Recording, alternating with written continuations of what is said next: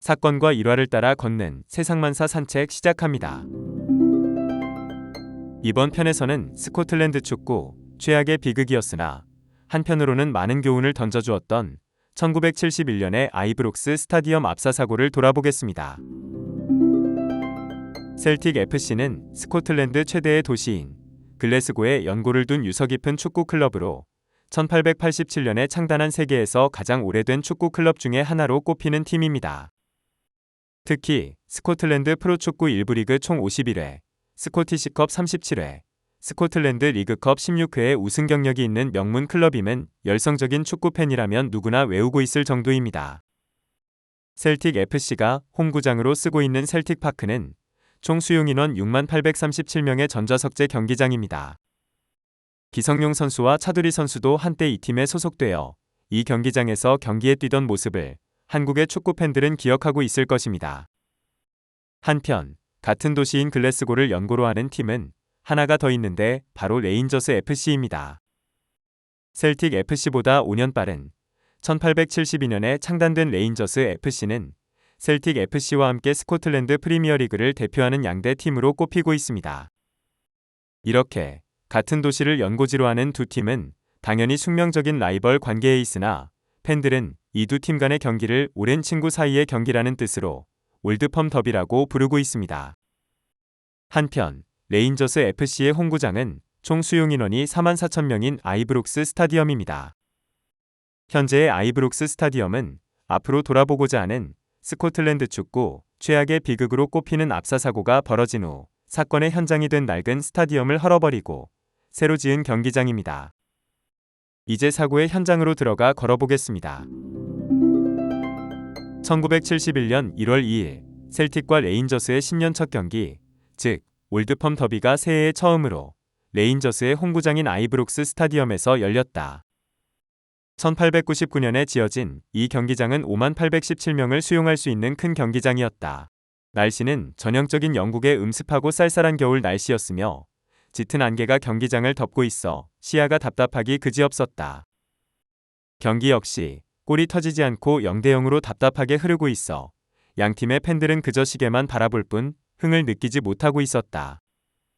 이런 상황에서 종료 1분을 남긴 후반 44분 원정팀 셀틱의 지미 존스톤이 골을 넣었다. 흥분한 셀틱 응원단은 엄청난 소리로 함성을 질러댔다.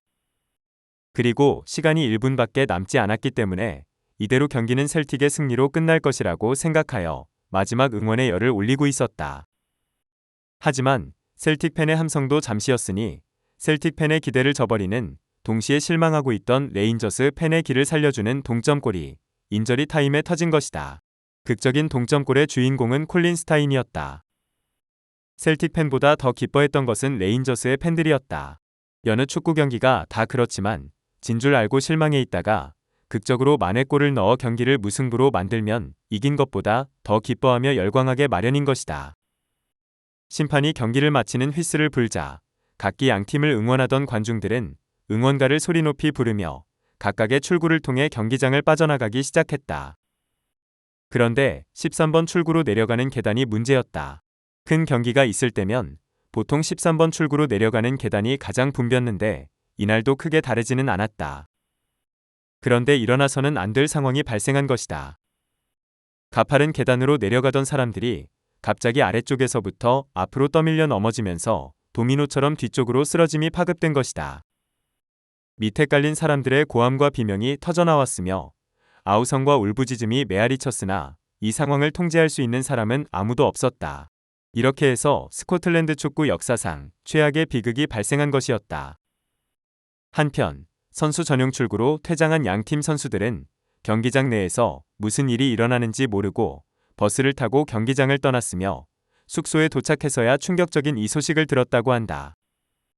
현장에 있던 경찰과 증원된 경찰이 뒤늦게 현장 정리에 나섰으며 구급차가 속속 도착해 시신과 부상자들을 경기장 옆으로 옮겼다. 일부 시신과 부상자들은 우선 선수들의 탈의실로 옮겨지기도 하였다. 이날 사고로 사망한 사람은 모두 66명에 달했다. 경찰은 이 중에 3분의 1이 16세 이하의 어린이들이었으며 부상자도 145명에 이른다고 발표하였다.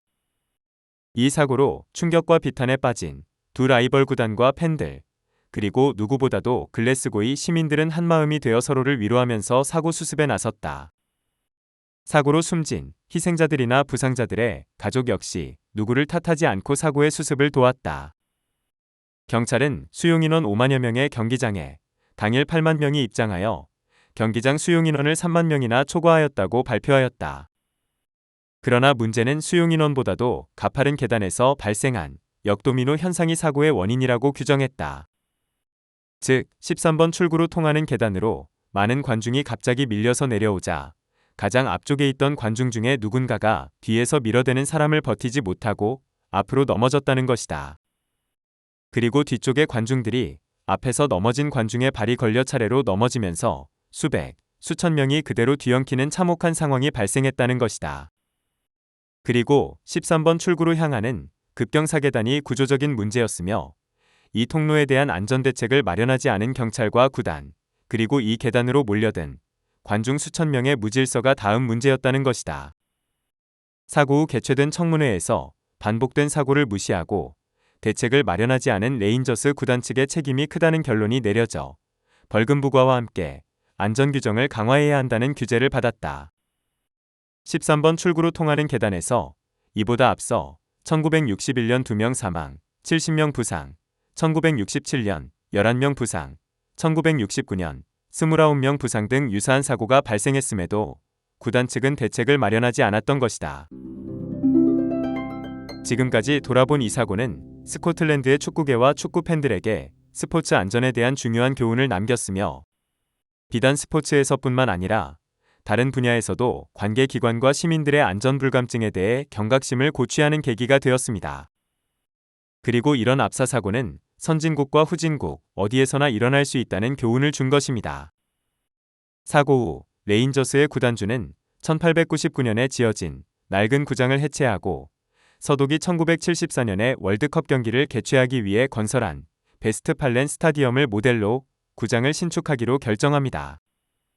베스트팔렌 스타디엄은 뛰어난 건축미와 기능성을 자랑하는 당시로서는 최연대식의 첨단 스타디엄이었기 때문입니다. 참고로 베스트팔렌 스타디엄은 현재는 시그널 이두나 파크라는 새로운 이름으로 불리고 있습니다. 새 경기장을 짓는 데는 1978년부터 3년이 걸렸습니다. 관중석과 출입 통로를 신경 써서 설계하는 등 안전을 최우선적으로 고려하였으며 관중 수용 규모도 4만 4천 명으로 축소했습니다. 사고 후 10년이 지난 1981년 9월 19일 양 팀 간의 특별한 올드펌 더비가 아이브록스 스타디엄의 재개장을 기념해 열렸으며 경기 전 양 팀의 선수들과 관중들은 한마음이 되어 10년 전 사고의 희생자들을 추모했습니다. 이상으로 스코틀랜드 축구 최악의 비극이었던 아이브록스 스타디엄 압사 사고를 돌아보았습니다. 끝까지 시청해주셔서 감사드립니다.